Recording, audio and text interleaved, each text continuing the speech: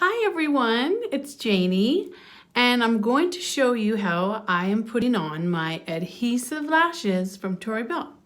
So, right now I have on one, and these are the subtle adhesive lashes from Tori Belle, and I'm using the adhesive pen, and it's just a little tiny pen, looks like a little permanent marker or something, but so it's really easy. Here we go like this.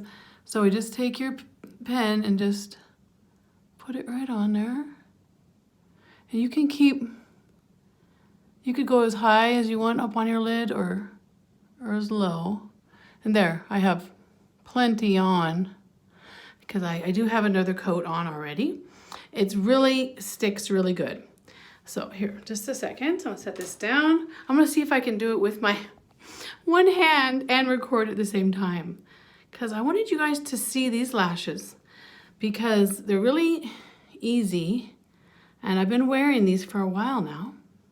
Here, let's go like this. Wait, actually, I'm gonna have to use this other mirror. Let's see if you guys can see that.